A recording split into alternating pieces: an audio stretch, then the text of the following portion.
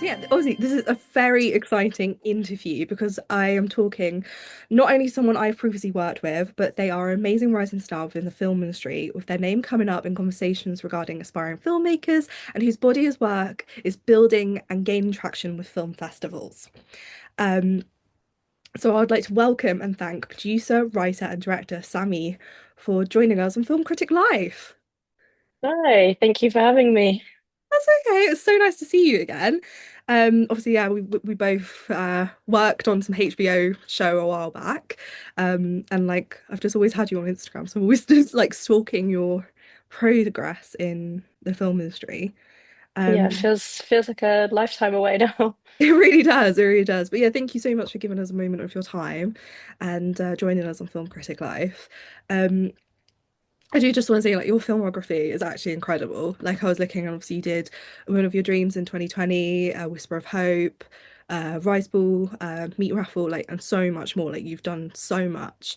Um, but obviously, most recently, you've been kind of like promoting the birth of a Mall Goth, starring Lola Yes. Blue and Emily Clary. I just want to say, first of all, I am really looking forward to watching that because obviously it's not Okay. out. So, but I've just did like the trailer and your promo, and you discussed it with Variety, which is absolutely incredible. And you touched on the neurodivergent representation on and off screen. So I was just wondering if there was anything else you can kind of tell us about that film, maybe like the path of how it was created. Yeah, so that film's actually quite a funny story because basically the reason the idea came about was I was just at like a bus stop near a shopping mall and well, shopping center and I'm not American. And I saw some kind of like goths and this was only like 4 years ago, and they just look the exact same way as I remember them as like kids. Mhm. Like they're always these kind of like 15 to 17-year olds. It's like a very specific subculture. They always kind of dress the same, they always look the same, and they're always around that age. Um, so yeah, so then I was like, why? And then I just wrote this like very silly thing about it, about yeah, this sister who comes down to breakfast one day and she's dressed in goth attire and her younger sister's trying to work out why and kind of goes through all these like very silly reasons. And then while we went into production, I had started getting kind of like an inclination that I might be autistic. And and then I realized that's what the film is about. It's about, not taking things necessarily at face value and just like accepting them for what it is. Um, and then yeah, so then I realized that the lead character is autistic, and that's why she just can't, yeah, she just has to like think of a silly reason why. And then I got diagnosed, and then I thought that it would be quite like a fun opportunity to work with neurodivergent talent. Mhm. Obviously, Emily is the star of Geek Girl. They're incredible. So yeah, sent a direct offer out, and they said yes, and I was elated because they, yeah, just brought such life to the role. Like it's always such a funny thing as a writer when, when you're writing dialogue and you think you kind of speak it out loud because obviously you want it to sound real, but you never really know if it's actually going to sound real until you get someone actually doing it, and then you just see the little things that they bring out in what you've said, and it's yeah really fun. And then yeah, Lola as well. Lola auditioned and she was just so, I don't know, something so like fun and interesting about her that I was like, okay, I just need her to work on it as well. And she starred in what's it called, kind no, oh my gosh, my brain has gone. Not a kind of spark. Is it a kind of spark? I can't remember. She worked on it. She was a Tara show, which was like really good. And so yeah, bringing Em and Lola together was also just really special. We had like a rehearsal day before we shot, and we did costume fittings and kind of spoke about the film. There's not a lot of dialogue in the film, Mhm. but just building up that kind of, they play sisters, so building up that kind of sisterly relationship, I think was just really special. And also just talking about our experiences of being neurodivergent, because if you're ever in a room with other neurodivergent people, it just comes up and then you all just bond over it like instantly. Yeah. So yeah. No, we've talked about it a lot on here, and me and Meg both. Like, it's one of them things that, especially with females, it's come out later in life for a lot of us. And Mm. yeah. it's a process to like learn that you've got it, but then like after you're like, oh, everything makes sense now. Like, Yeah, yeah. definitely. And it's a great conversation to like pull up and yeah, just like the promo that you that's come out. It kept coming up on my TikTok for a while, and it does look incredible. And yeah, and also I saw you have another film called Skin Deep that's in the film rotation at the moment. Yes. In the past year, and it was obviously produced by yourself and directed by Hector Bell. Um, Yeah, that's right. yeah, and so like how has this campaign been and like it being official selection in like so many places in the UK? Because I actually saw that it was in Norwich, which is like my hometown Oh, selection. okay. Yeah, Yeah. no, Norwich is a really, Yeah. really like supportive festival. It's like because it's BAFTA qualifying, it's kind of it's one that a lot of people aim for. Yeah. And their selection is always really great. Yeah, Skin Deep was a funny one because Hector and I went to uni together, although he was the year below me. We never worked together at uni, but because we lived together in our first year, we just like had that kind of I wouldn't say it's like sibling, but like Hmm. you hold your like housemates from when you're at university in like your heart in a way. So I always wanted to work with him because he has such an incredible style of how do I even explain it? It's like it's very he lets moments breathe and you really feel like you're kind of a fly on the wall, just like experiencing the moments. Um, so like I was really wanted to work with him and yeah just so happened that he was like right I'm making this film in like 3 weeks time, are you in? And I was like sure. So yeah I came on board. That was pretty intense shoot. I think we did like 4 days of shooting. Oh sorry, yeah sorry, my dog has to be the star of the show. She's just crawled up behind me. It's so sweet. um, yeah yeah, that was like really fun. But yeah, it was like quite intense. So that's like a kind of body horror to do with looking at cheating and loyalty and kind of controlling relationships. But yeah, that premiered at Holly Shorts, which was incredible. So Hector went out there. And I don't know, it's just always a risk when you make something because you put so much of yourself and of your time into it, but you never know exactly one, how it's going to turn out, and two, how other people are going to receive it. Mhm. Because as soon as it's done and it's kind of out there, then it completely has its own life. And also people take things from it in ways that you might not have thought about. Mhm. Yeah, like when I saw it, like it's very like just even like the promotion of like the poster and that's very like shocking into your face and like yeah with the body horror. And it definitely like I remember when I was in uni, I was like I learned this section about like how films can make you feel things through like the graphics, and that like kind of came to mind with like the rashing out and like yeah. So I did yeah. It's just like yeah the UK selection. Like I said, I saw you were at Norwich. Do you get to go to these festivals often, or you're just like, or do you try go if you Um, can? I try go if I can. Mhm. I mean, something I've definitely learned. So 2025, we finished Skin Deep, we finished post-production in, I want to say March Mhm. 2025. January 2025, I produced another short called Scope, which is also in the festival run. March, I produced a BFI backed short called Meat Raffle, which is also in the festival run. Then I did my film in March. So like last year was just a bit of a crazy one in terms Mhm. of festivals. So like I couldn't go to everyone. Um, but yeah, like I've learned a lot about how when you're budgeting for a short film, not only do you have to obviously budget for film festivals, but you need to budget for travel for if you get into these film festivals because a lot of them are in kind of random places. But yeah, like I try to go to the festivals that I can, as Yeah. many as possible. Yeah. Yeah, and it's always a great crowd as well when you go to film festivals. Sometimes it depends on the one on what they're like. Sometimes it's very like usher you in and you just watch Yeah. whatever. But some of them like yeah, I try and go to as many. I'm never in any of them, by the way. I'm just that person who goes and likes talking to people.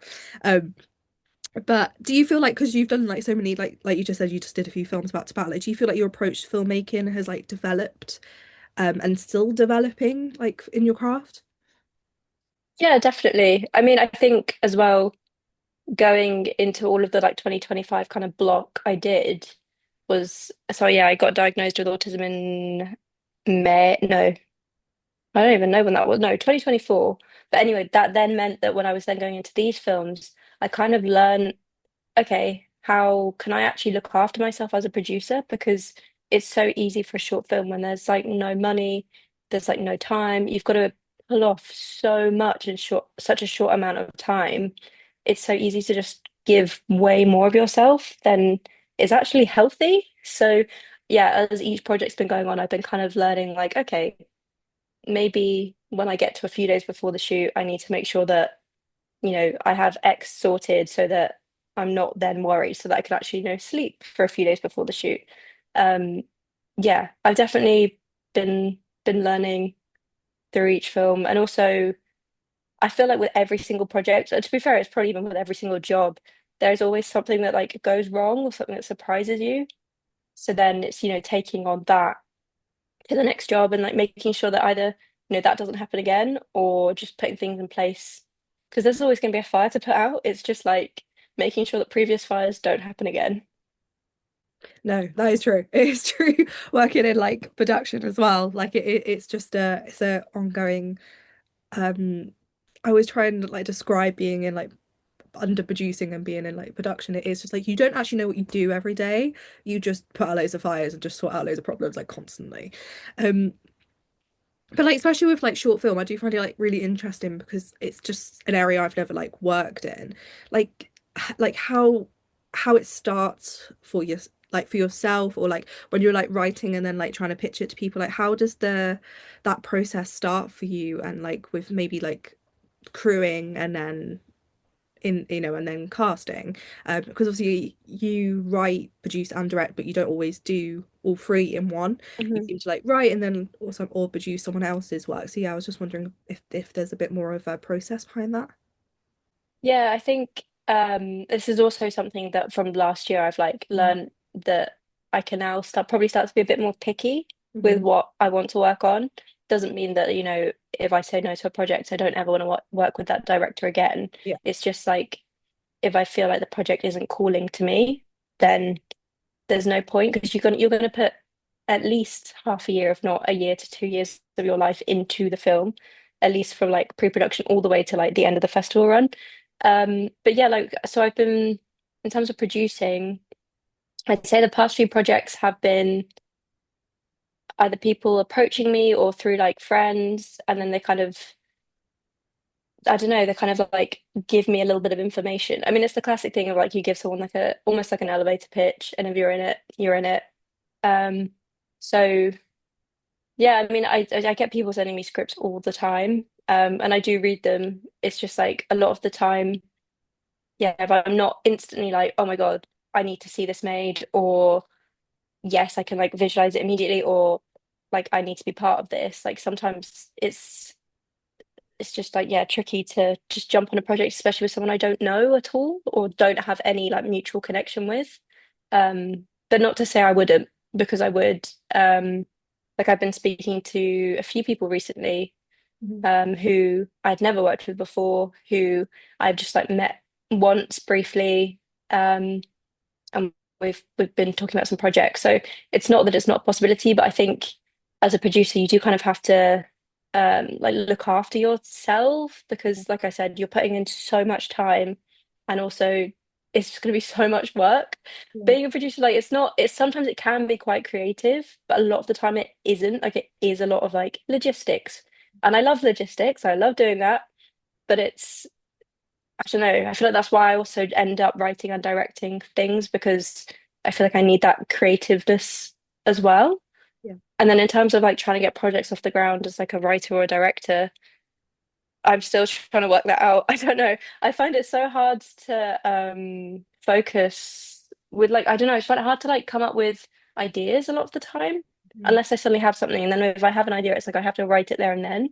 And then if I can't work out how it's working, then I normally just kind of end up just like giving up with it, Mhm. which is not a very good thing to be doing. But yeah, I don't know. I think it's just a funny process. I think I guess it's kind of similar to like when I was at school and I was doing like art GCSE, like I'd be painting or drawing, and like I was never good, so it kind of put me off, and I kind of find that. sometimes with writing where I can have an idea, but if I can't instantly see the pieces, then it just kind of fizzles away. But yeah, and then I guess finding producers, reaching out to people. Um, Again, it's tricky because I've seen both sides. Like I've been a producer with like random people reaching out to me, and I've been a writer director reaching out to random people. So I know it's yeah, it's just kind of luck of the draw sometimes and just finding the right person at the right time. Yeah. And then yeah, in terms of like crewing up after that, I mean, sometimes you just instantly have someone in mind or someone that you've like seen online that you like their work. Like for Mall Goth, it's actually the most random story. I was at my mum's and we were watching TV and there kept being this advert for this new documentary about Boyzone. I think it was Boyzone. And I was like, oh, that looks so nice. Like the lighting is like gorgeous. And then I was on Instagram like a week later, and then some stills of it popped up. And then I clicked and saw like the gaffer, and then I found Toby, who ended up he was the gaffer on that. He ended up being my DOP for Morgoth, and yeah, it was just such a random coincidence that I kept seeing this advert, and then he just popped up on Instagram, and then I was like, yeah, why not? We spoke and we got on really well, and yeah, Toby's great. He's really great.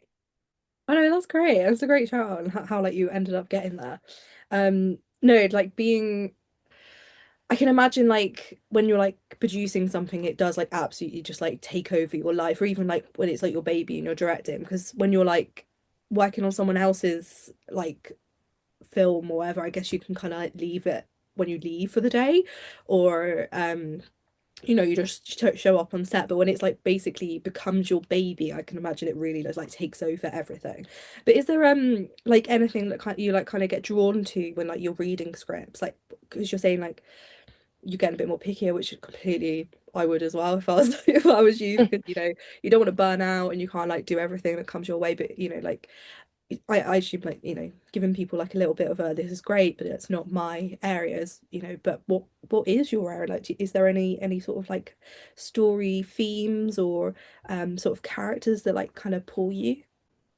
Yeah, it's a tricky one. I mean, for a while I was saying that I liked films that focused on like people's identities, but that is the most vague answer because every film is kind of about a character's identity. Yeah. Um, so I don't know. I feel like it also depends on because normally I wouldn't just get writers approach me. It would normally be like a writer director or a writer with a director already Mhm. attached.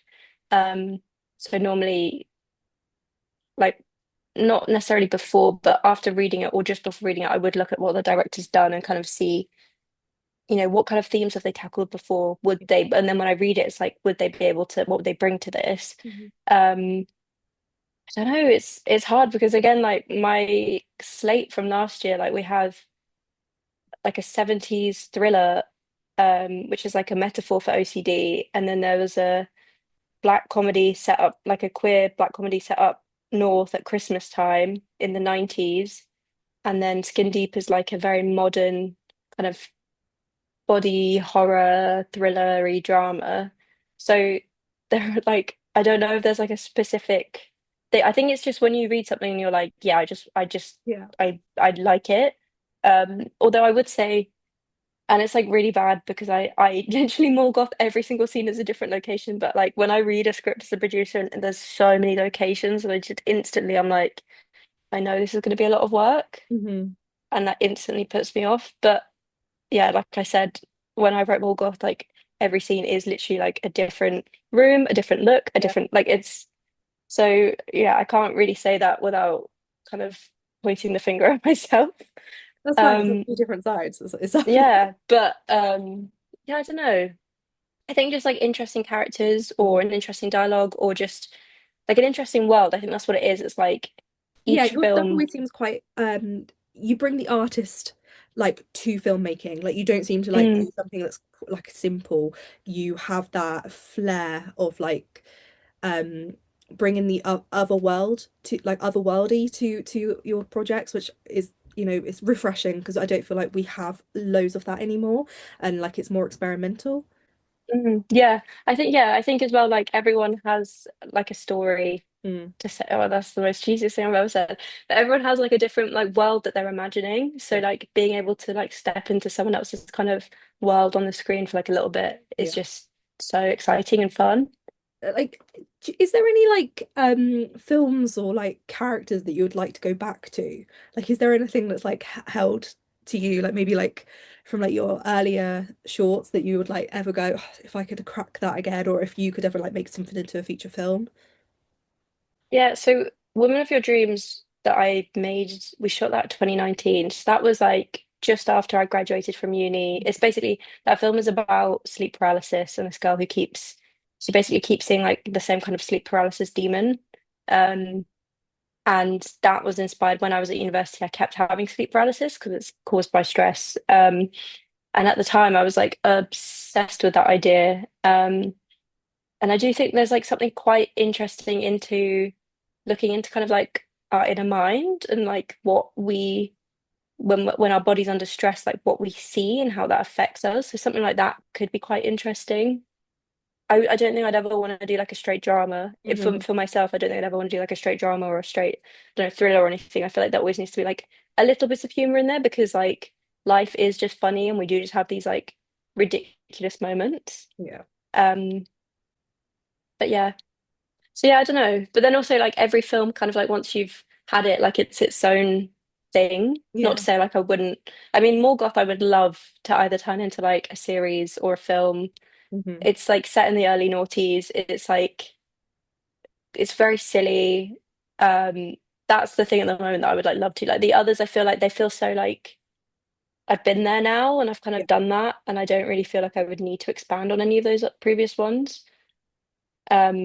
But more goth, I can like see the world, and yeah, so I could see that as like a bigger thing. But I don't know. I don't feel like I'm one of those writers that like write something like, okay, this is definitely going to be a feature, and then I'm going to make this short, and then that's going to be a feature. Like I do think shorts can live as their own things as well. Not to say that things can't be proof of concepts and like everything can be adapted into a feature. Like everything can realistically, but there is something so nice about something just being contained, I think. Yeah.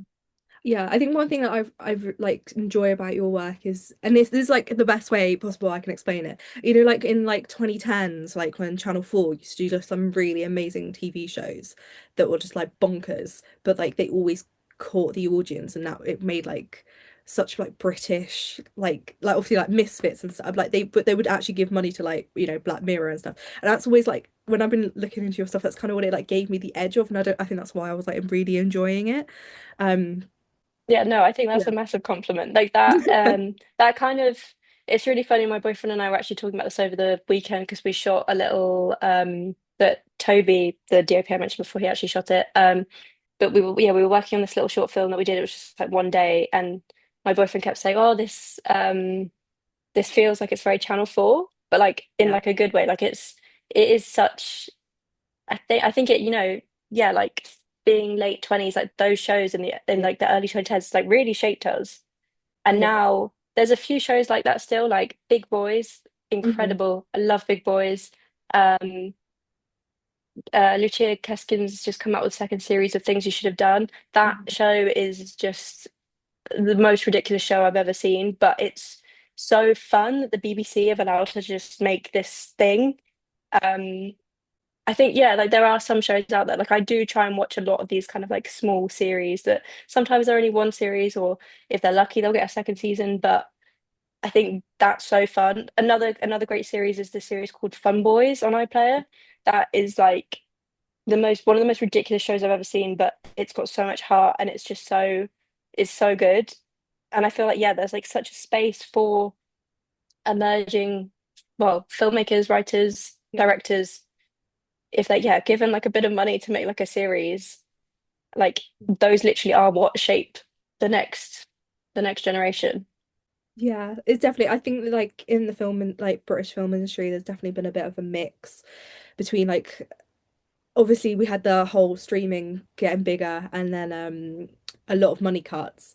But I do think like the things that are coming through at the moment, they might possibly getting, you know, new creative things coming out, and I'm really hoping it does keep going towards that way because we have had some really big success, even in the last 2 weeks with like things like heated rivalries, like that have been Mm. like really small budget, but they have like taken over. So I'm really hoping like things like that, more small projects might get a bit more funding and a bit more faith in them. I think we Yeah, also like just need kind of like more like rom-commy things. Like mhm. when are we getting the next Angus Thongs and Perfect Snogging? When we're getting the next like Wild Child, Centrinians, like all Yeah. these kind of things that like I feel like a lot of streamers are kind of scared to Uh-huh. like take a risk on anything kind of original like that. Like, these films are not like the most groundbreaking films, although Mhm. some might say they are, but like they're so fun and they really, yeah, like shaped a generation. Like no one can listen to She's So Lovely without imagining Georgia running down in like that olive costume. Like Right. such things like that where it's yeah like I mean I don't know the budgets for them. They could be like massive budgets. I don't think they were, but things like that where like they feel like we could be making more of those like these like very quintessentially like Yeah. British kind of like Like 10 silly million indie. films. Like we need them. Yeah, We need them we back in need them. that mid-range. Yeah, Centrinians absolutely raised me that film. Like they are just comedy gold, and I do think a lot of people aren't given faith towards like the teen girl like budgets anymore. Like Mm, obviously this was American, but look at like Mean Girls, the musical, like they didn't have faith in it being a musical, so they didn't go all in. And it was a male costume designer, I'm pretty sure it was a male director, and like it's not on them, but if they had a team that was actually like understood that culture and really went in for it, I think we would have had another like, you know, Mean Girls point two rather than like what we ended up getting. yeah like a new classic. Yeah. Yeah, and yeah, I think in the UK, like you're right with like Wild Child, like they are like the holy three, like Wild Child, Angus Thongs, and Centrillions. They're just like always what we always refer back to. Um, yeah, and I think we're slowly getting more rom-coms and stuff, but it's definitely more towards like Netflix and Amazon. But yeah, I know we both probably could keep talking about that for ages, but is there like with this vein, is there like a dream collab for you? Like is there a anyone that you would love to work with down the line? Could be actor or writer, producer. Oh, no, it's so tricky. I feel like there's just so many like incredible like people out Mm. there. I think the thing is with like a lot of like directors or writers, like I would literally just want to not even necessarily work with them. Like I just want to watch, like shadow them and just like Yeah. watch them. Like Nida Manzoor is like incredible. Mm. Um, who else? Yeah, like I really love We Are Lady Parts. Like she's so, oh, it's so good. Who else? I love Amy Wood. She just seems so fun. Yeah. Who else? I don't know. It's like I mean, yeah, like I loved Emily Carey. I still love Emily Carey, but yeah, so working with them was like really special. I don't know, it's hard. It's hard to like pick off the top of my head. I mean, Zendaya would be incredible. She's so great in everything she does. So great. Um, And they are in Britain quite a lot now. So, yeah, it's true. It's yeah, true. could happen. Good work. It's true. Jodie Comer. I love Jodie Comer. She's Mm. so talented. Um, yeah, there's so many. I Yeah. can't even think. It's like hard to even like pinpoint because it's just Mhm. like there's so much talent out there, which is also Yeah. great that so much stuff is being made now because it's, we're seeing so many more people, but it makes it harder to be like, this is the one person I'd Uh, wanna work with. yeah, no, that's true.